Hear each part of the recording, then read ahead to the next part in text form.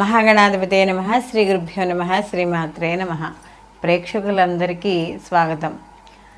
2024-25 సంవత్సరం యొక్క మనం ఫలితాలను తెలుసుకుందాం. ద్వాదశ రాశులవి అయితే మరి మామూలుగా ప్రామాణికంగా చూసుకుంటే ఉగాది మనకి ఈ సంవత్సరాదిగా మనం చేసుకుంటాం. అయితే కొంతమంది 24-25 అంటే ఈ ఆంగ్ల నూతన సంవత్సరానికి సంబంధించిన ఫలితాలు కూడా తెలుసుకోవాలని కొంతమంది ప్రేక్షకులు ఆసక్తి ఎక్కువగా ఉంటుంది. అలాంటి వారి కోసం ఈ 2024-25 సంవత్సర ఫలితాలు ఇవి నవగ్రహ సంచారాలను అనుసరించి తీసుకోవడం అనేది మామూలుగా జరుగుతుంది మనకి.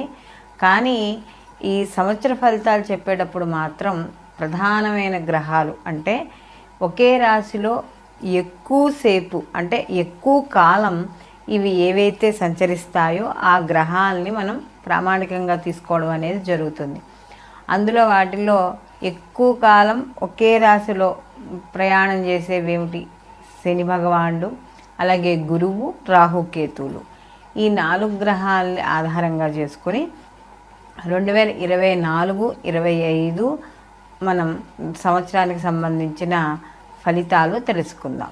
మేషరాశి వారికి 2024 సంవత్సరం అసలు ఏ విధంగా ఉండబోతోంది? వీళ్ళు ఎటువంటి శుభ ఫలితాలను వీళ్ళు పొందబోతున్నారు? అలాగే వీళ్ళు ఎటువంటి పనుల్లో విజయం సాధిస్తారు? ఎటువంటి పనులు చెయ్యాలి, ఎటువంటి పనులు చేయకూడదు?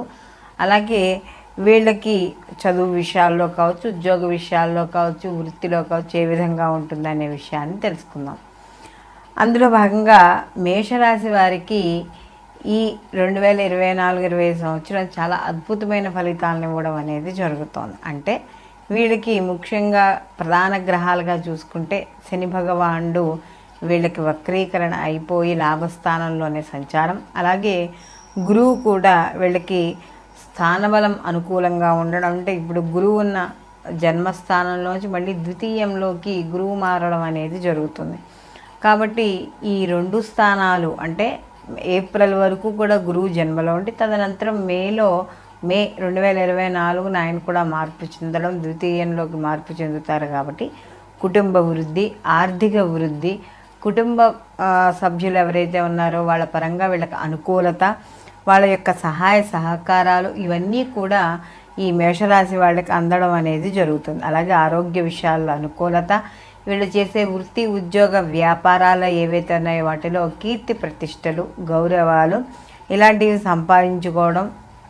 అలాగే గతంతో పోలిస్తే వీళ్ళకి ఈ మాసం అంటే ఈ 2024-25 సంవత్సరంలో వీళ్ళకి చాలా అనుకూలంగా ఉంటుంది. అలాగే జీవితంలో కూడా వీళ్ళకి ఒక అనుకోని మార్పులు, అంటే ఆ అనుకోని మార్పులు కూడా ఎలా అంటే వీళ్ళకి శుభ పరిణామాలుగా, వీళ్ళకి ఎప్పటి నుంచో జరగని పనులు, అనుకోనివి, అదృష్టము ఇలాంటివన్నీ కూడా కలిసి రావడం అనేది జరుగుతుంది. అయితే ఇక్కడ వీళ్ళకి ఈ మొత్తం ఈ 2024-25 సంవత్సరంలో మేషరాశి వారు శుభ కార్యక్రమాలు చేస్తారు. అందులో గురువు వీళ్ళకి జన్మ నుంచి ద్వితీయంలో కూడా మారుతారు. కాబట్టి వీళ్ళు చేసే ఖర్చు కూడా వీళ్ళకి దానాలు, ధర్మాలని, లేకపోతే శుభ కార్యక్రమాలని, ఏదైనా ఆధ్యాత్మిక పరంగా వీళ్ళకి వెచ్చించడం అని కానీ ఇలాంటివి కూడా జరుగుతాయి.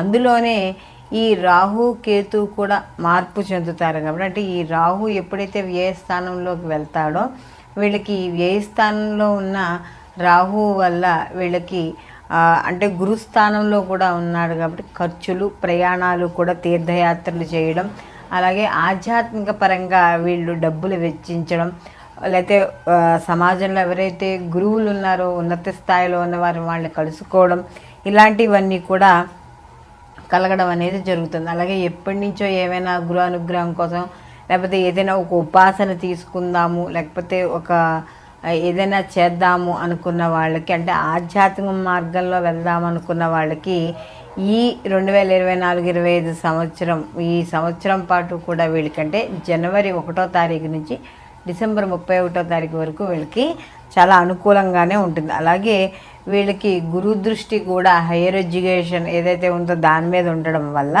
వీళ్ళకి ఎవరైనా హయ్యర్ ఎడ్యుకేషన్ చదివే వాళ్ళు, లేదా పుణ్యక్షేత్రాల దర్శనాలు, ధనపరంగా అనుకూలత, ధనవృద్ధి, ఏదైనా సమయానికి డబ్బు అందదేమో అని భయం లేకుండా కూడా ఎక్కడికక్కడ మీకు శుభ కార్యక్రమాలకు కావచ్చు, లేకపోతే దేనికైనా సరే మీకు అనుకూలంగా ఉండడం అనేది జరుగుతుంది. అలాగే వివాహం, విద్య, ఇలాంటి విదేశీయానాలు, ఇలాంటి వాటిల్లో వీళ్ళకి చాలా అనుకూలంగా ఉండడం అనేది జరుగుతుంది. ఆ అనుకూలత కూడా మంచి మార్పులకి దారి తీయడం అనేది జరుగుతుంది.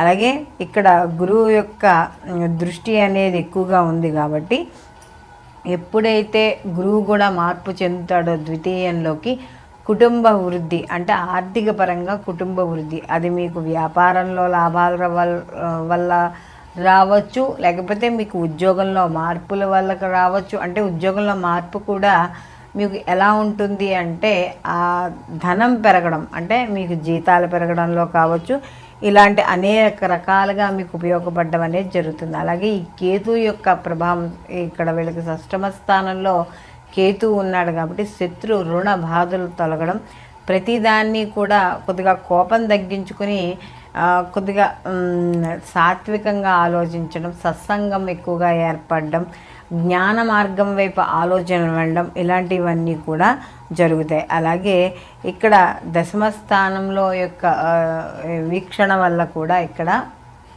వీళ్ళకి చాలా అనుకూలంగా ఉండడం అనేది జరుగుతుంది. ఎవరైతే అన్ని రంగాలు అంటే సినీ కళా రంగాల్లో ఉన్నారో వాళ్ళందరికీ, రాజకీయ రంగాల్లో ఉన్న వాళ్ళందరికీ కూడా అనుకూలంగా ఉంటుంది.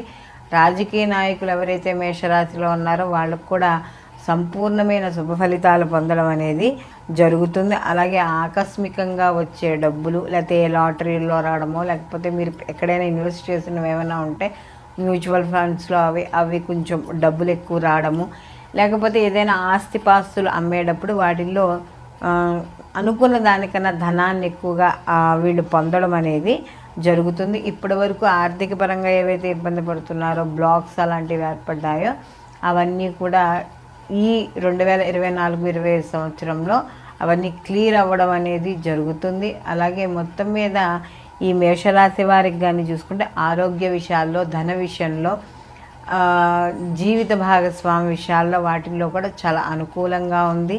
అలాగే ఎవరైతే ఆరోగ్యపరంగా మాత్రం కొద్దిగా దృష్టి మధ్యలో మిగతా గ్రహాల యొక్క వీక్షణ వల్ల కొద్దిగా దృష్టి వహించండి, దాంతో కొంత మీకు అనుకూలంగా ఉంటుంది. అలాగే సంతానానికి సంబంధించిన విషయాల్లో కూడా శుభవార్తలు వింటారు. వాళ్ళ విద్య కావచ్చు, వాళ్ళ ఆరోగ్య విషయాల్లో కావచ్చు, అన్నిటిల్లో కూడా అనుకూలంగా ఉండడం అనేది జరుగుతుంది. ఎక్కువగా ఈ టెక్నికల్ రంగాలు వాటిల్లో ఉన్న వాళ్ళకు కూడా చాలా అనుకూలమైన మార్పులు అనేవి ఇక్కడ కనపడడం అనేది జరుగుతుంది.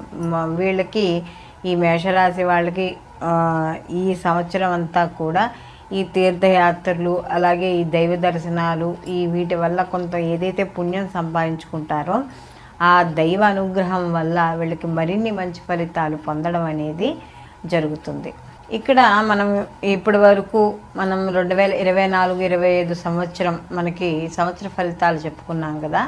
ఇవి ఉగాదితో సంబంధం లేకుండా కేవలం ఆంగ్ల నూతన సంవత్సర పరంగా మనం చెప్పుకునే ఈ సంవత్సర ఫలితాలు అయితే, వీటితో పాటు వీళ్ళు జన్మజాతక ఫలితాలు అంటే వ్యక్తిగతంగా వాళ్ళు ఏ సమయంలో వాళ్ళు జన్మించారో ఆ వ్యక్తిగత జాతకాలు ఉంటాయి కదా, ఆ వ్యక్తిగత జాతకాలు మాత్రం తప్పకుండా పరిశీలనలోకి తీసుకోవాలి. అంటే వీటిల్లో ఏవైనా అంటే జన్మజాతకంలో ఏవైనా కొంత అనుకూలత లేకపోయినా కూడా ఇక్కడ గోచార ఫలితాల్లో అనుకూలంగా ఉన్నప్పుడు శుభ ఫలితాలు పొందడం అనేది కొంతవరకు జరుగుతుంది. అలాగే గోచారంలోనూ సరిగ్గా లేకుండా జన్మజాతకము సరిగ్గా లేకపోతే కొద్దిగా అశుభ ఫలితాలు ఎక్కువగా అంటే ప్రతికూల ఫలితాలు ఎక్కువగా పొందడం అనేది జరుగుతుంది. కాబట్టి ఈ గోచార ఫలితాలే కాకుండా జన్మజాతక ఫలితాలు పరిశీలించుకోవడం వల్ల ఎటువంటి నియమాలు పాటించాలి, అలాగే ఎటువంటి పరిహారాలు చేసుకోవాలి అనేది మనకి కూలంకుషంగా ఒక జాతకం ద్వారా తెలుస్తుంది. కాబట్టి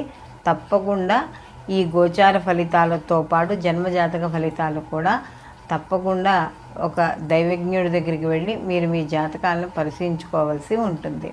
సర్వే జన సుఖినో భవంతు, లోకా సంస్థ సుఖినో భవంతు.